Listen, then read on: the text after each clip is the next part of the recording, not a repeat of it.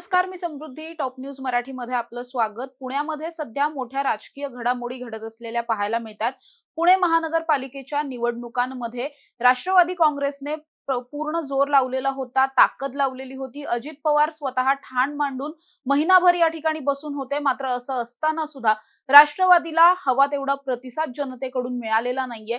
जेवढ्या जागांची अपेक्षा होती तेवढ्या जागा जिंकून आणता आल्या नाहीयेत. मात्र ज्या जागा जिंकलेल्या आहेत, ज्या ठिकाणी नगरसेवक निवडून आलेत, या सर्व नगरसेवकांची आज बैठक जी आहे ती अजित पवारांनी बोलवलेली पाहायला मिळाली. खरं तर आज सकाळपासूनच अजित पवार स्वतः बारामती हॉस्टेल या ठिकाणी आलेले होते. त्या ठिकाणी त्यांनी अनेक पदाधिकारी कार्यकर्त्यांना बोलवून घेतलेलं होतं.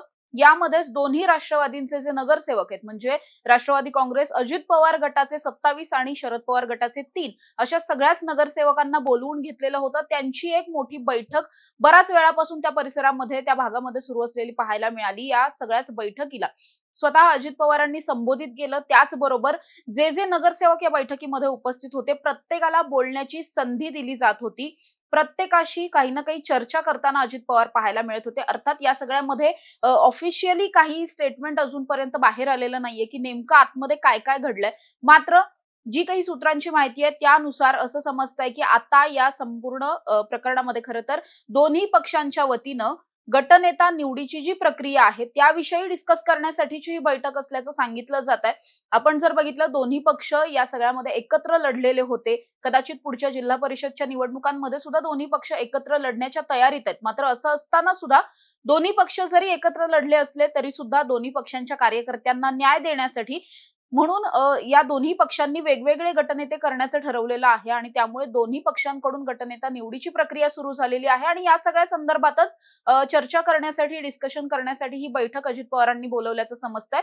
दुसरी गोष्ट, जसं अजित पवारांनी या सगळ्या प्रचारामध्ये प्रचंड ताकद लावली होती, त्या अनुषंगानं त्यांना तितकंसं यश जे आहे ते मिळालं नाही. मुळात यश का मिळालं नाही, कुठे काय अडलेलं होतं, कोणत्या गोष्टी कमी पडल्या, काय काय उणिवा राहिल्या, ज्या उणिवा आता भरून काढता येतील किंवा इथून पुढच्या 5 वर्षांच्या कालावधीमध्ये कशा पद्धतीनं प्रभागासाठी आपल्याला काम करता येईल, या सगळ्यावरती सुद्धा डिस्कशन झालेलं आहे. प्रत्येक नगरसेवकाला त्यांच्या त्यांच्या भागामधली नेमकी परिस्थिती काय होती, कुठे काय चुकलंय वगैरे, या सगळ्या अनुषंगाने अजित पवारांनी स्वतः प्रश्न उत्तर केल्याचं सुद्धा सांगण्यात येत आहे. त्यामुळे अजित पवारांनी जे काही आता या सगळ्या पदाधिकारी कार्यकर्त्यांना सांगितलंय किंवा नगरसेवकांना सांगितलंय, त्या दृष्टिकोनातून ते आता त्यांच्या प्रभागामध्ये जाऊन काम करणार आहेत. खरं तर आपण बघितलं, कालच पिंपरी चिंचवडच्या एका नगरसेवकाचा व्हिडिओ व्हायरल होत होता. या व्हिडिओमध्ये महिला नगरसेविका आहेत, ज्या आता निवडून आलेल्या आहेत, त्यांनी मात्र एका गावामधल्या एका मंदिरामध्ये बैठक घेतलेली होती प्रचाराच्या अनुषंगानं. त्या ठिकाणी त्या असं म्हणत होत्या की 3 मतं भाजपला द्या आणि 1 मत मला द्या, म्हणजे कुठेतरी क्रॉस वोटिंग करण्याचा हा सगळा प्रकार असल्याचं आढळून आलं.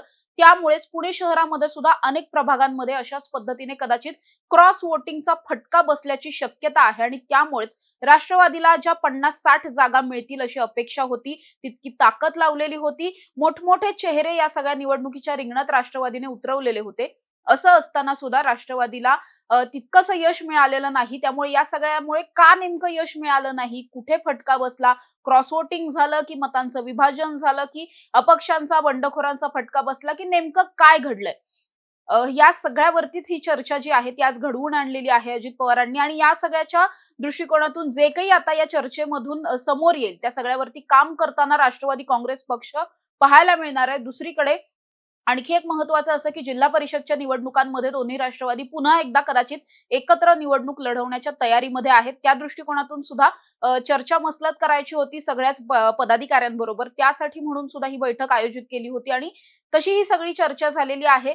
लवकरच या सगळ्यामध्ये अधिकृतरित्या युतीबाबतची घोषणा केली जाईल. इव्हन कालच या सगळ्यामध्ये अजित पवार आणि रोहित पवारांची जेव्हा बैठक झाली, त्या बैठकीनंतर सुद्धा रोहित पवार असं म्हटले की आम्ही राष्ट्रवादी म्हणून दोन्ही राष्ट्रवादी एकत्र निवडणूक लढवणार आहोत. मात्र काही ठिकाणी कदाचित एकत्र आम्ही नसू सुद्धा तो सगळाच निर्णय स्थानिक पदाधिकाऱ्यांवरती सोडलेला आहे किंवा कुठल्या पक्षाच्या चिन्हावरती निवडणुकांना सामोरं जायचं हे सुद्धा आता तिथले स्थानिक नेते ठरवतील.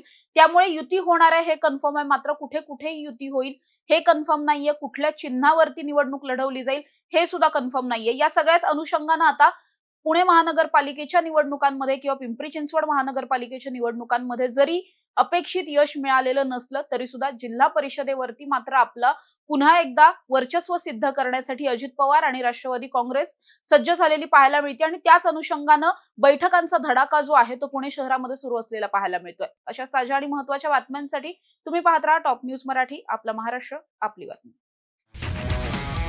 तुमची car, electric panel, data server आगीपासून सुरक्षित आहे का?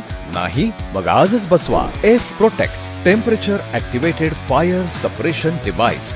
यामध्ये आहे eco friendly non toxic pressurised liquid जे आग लागल्यास क्षणार्धात ऍक्टिव्हेट होऊन आगीवरती मिळवते नियंत्रण. बसवण्यास अतिशय सोपे आणि सुटसुटीत टेकालिपचे एक दर्जेदार उत्पादन एफ प्रोटेक्ट.